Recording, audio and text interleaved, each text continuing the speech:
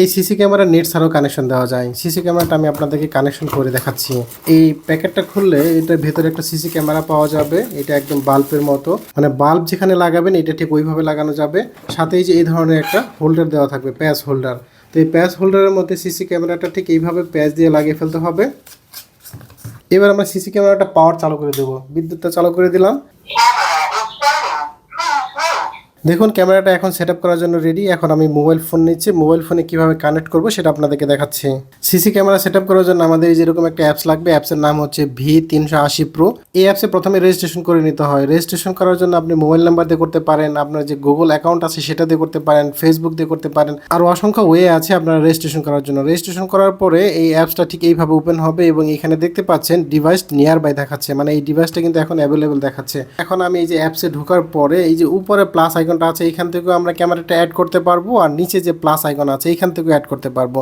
তো আমরা এখানে ব্লুটুথ এবং ওয়াইফাই দুটোই চালু রাখবো। তো দেখুন এই ক্যামেরাটা আমার ফোনের সাথে কানেক্ট করার আগে আমাদের এই যে হটস্পটটা চালু করে এইখানে যে হটস্পটটা আছে, মানে ওয়াইফাই যে নেটওয়ার্কটা তৈরি করা আছে, এটি কিন্তু আমার এই ক্যামেরা থেকে হটস্পটটা তৈরি করা হয়েছে। এটার নাম হচ্ছে MB761639। এটা হচ্ছে ক্যামেরা থেকে বানানো একটা হটস্পট। এই হটস্পট দিয়ে প্রথমে কানেকশন করে নিতে হবে। এখন আমি এই ক্যামেরাটা এই ফোনের সাথে কানেক্ট করে ফেলবো। কানেক্ট করার জন্য এইখানে যে অ্যাড ডিভাইস আছে, উপরে যে অ্যাড ডিভাইস আছে মানে প্লাস আইকন আছে, এইখান থেকে কিন্তু অ্যাড করতে পারবো। তো এইখানে আমরা ক্লিক করছি, প্লাস আইকনে ক্লিক করছি। এবার স্ক্যান করতে বলছে, আমরা এটা ক্লিক করতে পারি, যেখানে যে আমার ডিভাইস আইডিটা আছে এটা ক্লিক করতে পারি, অথবা আমরা স্ক্যান করতে পারি। এইখানে স্ক্যান করার জন্য দেখতে পাচ্ছেন এখানে কিউআর কোড আছে। আমি ফোনটা সামনে নিয়ে এইখানে কিউআর কোডটা স্ক্যান করলে কিন্তু আমার এটা কানেক্ট হয়ে যাবে। তো দেখুন এখানে লেখা আসছে কানেক্টেড ডিভাইস হটস্পট। তো রিয়েল টাইম প্রিভিউ, মানে আমার অলরেডি এখন কানেক্ট হয়ে গিয়েছে। এখন কিন্তু আমি ক্যামেরাটা অলরেডি দেখতে পাচ্ছি। এখন এইখানে বলতেছে যে অ্যাক্টিভেট ডিভাইস, মানে আমার এটা কানেক্ট হয়ে গেছে কিন্তু এটা অ্যাক্টিভ হয় নাই। এখন অ্যাক্টিভেট ডিভাইস আমি ক্লিক করছি। তো এখানে অ্যাক্টিভেটিং ডিভাইস লেখা আসতেছে এবং দেখুন আমার অলরেডি অ্যাক্টিভেট হয়ে গিয়েছে। এখন কিন্তু আমার এই ক্যামেরাটা এখন রানিং হয়ে গিয়েছে। এখন এই ক্যামেরা থেকে কিন্তু সব কিছু করা যাবে। আমি যদি এখান থেকে কথা বলতে চাই, যে স্পিকে ক্লিক করতে হবে, এই যে কথা বলা যাবে, মানে এটা ধরে কথা বলা যাবে। এখান থেকে স্ক্রিনশট নেওয়া যাবে।